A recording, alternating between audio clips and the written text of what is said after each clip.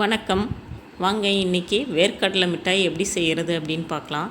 அதுக்கு நான் ஒரு கப்பு வேர்க்கடலை எடுத்து நல்லா வறுத்துட்டு இந்த மாதிரி தோல் நீக்கி எடுத்து வச்சுருக்கேங்க. இப்போ அதை தனியாக எடுத்து வச்சிடலாம். அடுத்தது அரை கப்பு எள், வெள்ளை எள்ளு தான் நான் எடுத்திருக்கேன். அதையும் நல்லா பொரிய விட்டு தனியாக எடுத்து வச்சுக்கலாம்.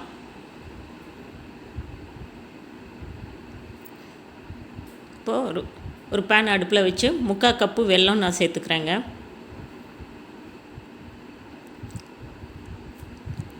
இந்த வெல்லத்தில் கசடு எதுவும் இல்லாததுனால நான் அப்படியே சேர்த்துக்கிறேன்.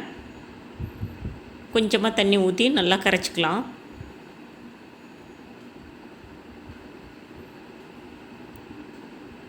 அதுக்கிடையில் நம்ம எடுத்து வச்சுருக்கிற வேர்க்கடலையை ஒரு மிக்ஸி ஜாரில் போட்டு ஒன்றும் பாதியமாக அரைச்சி எடுத்துக்கலாம். இந்த மாதிரி அரைச்சிக்கோங்க. இப்போ பாகு ரெடி ஆயிடுச்சு. பாருங்கள், நம்ம கொஞ்சம் தான் தண்ணி ஊற்றணும், அது போதுமானது. ஈஸியாக சீக்கிரமாக பாகு ரெடி ஆயிரும். இப்போ இந்த மாதிரி ஒரு பாத்திரத்தில் தண்ணி வச்சு அதில் எடுத்து போட்டோம்னா இந்த மாதிரி உருண்டு வரும். இது பாருங்கள், இதுதான் சரியான பதம்.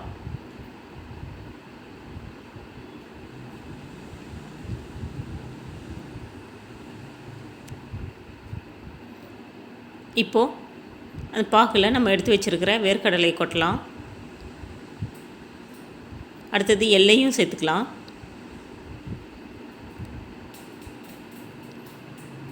எல்லாத்தையும் நல்லா கலந்து விடலாங்க. அடுப்பை சிம்மில் வச்சுக்கலாம்.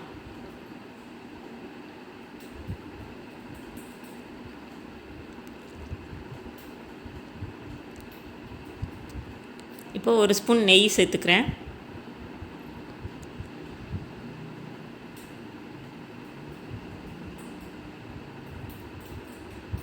அது எதுக்காகனா கொஞ்சம் அந்த ஒட்டாமல் வரணுங்கிறதுக்காக தான்.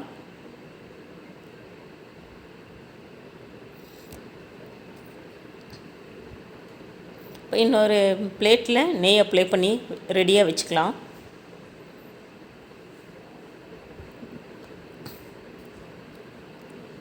இந்த வேர்க்கடலை கலவையை அதில் கொட்டி நல்லா ஸ்ப்ரெட் பண்ணி விடலாம்.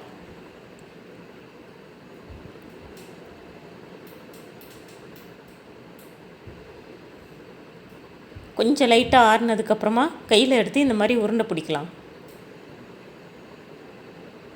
சுட சுட பிடிக்கக்கூடாதுங்க, கையை உறிஞ்சிரும்.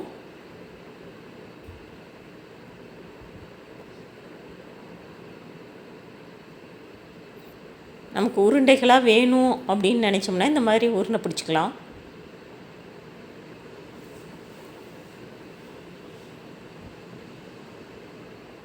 கை சுட்டதுன்னா இந்த மாதிரி அதிலேயே வச்சு கூட இந்த மாதிரி உருட்டி எடுத்துக்கலாம்.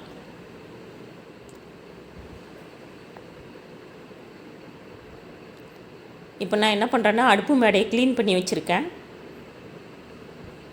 மீதி அடுப்பு மேடையில் கொட்டி நம்ம சப்பாத்தி உருட்டுற கட்டையால் நல்லா உருட்டி விடலாங்க. நல்லா ஈக்குவலாக லெவலாக உருட்டி விடலாம்.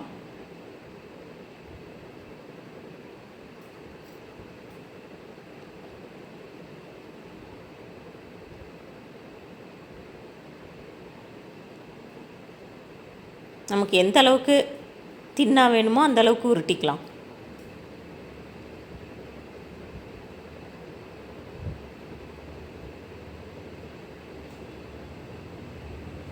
இப்படி எல்லா சைடும் கொஞ்சம்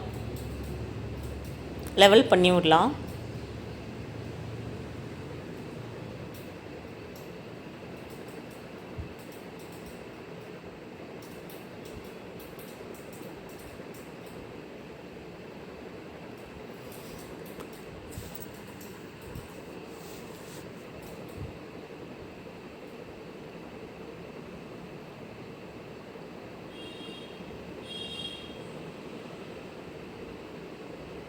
அவ்வளோதாங்க, இனி கட் பண்ணலாம்.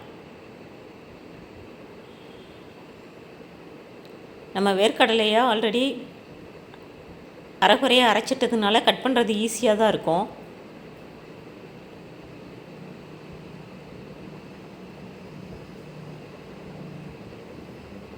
இந்த வீடியோ உங்களுக்கு பிடிச்சிருந்ததுன்னா லைக் பண்ணுங்கள், ஷேர் பண்ணுங்கள், சப்ஸ்கிரைப் பண்ணுங்கள்.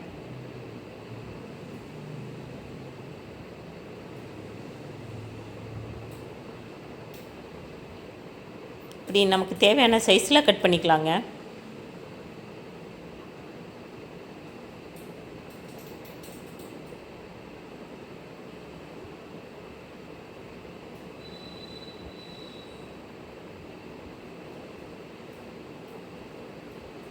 அவ்வளோதான், வீட்டிலேயே தயாரித்த கடலை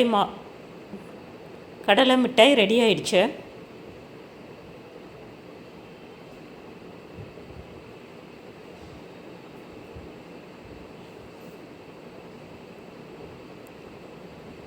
நீங்களும் இதே மாதிரி செஞ்சு பாருங்கள். முக்கியமாக வீடியோ பார்த்துட்டு ஒரு லைக் கொடுங்க.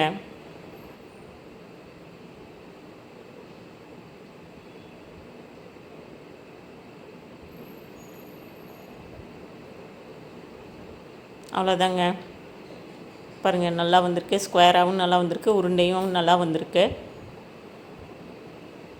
நீங்களும் இதே மாதிரி செய்யுங்க. தேங்க்யூ.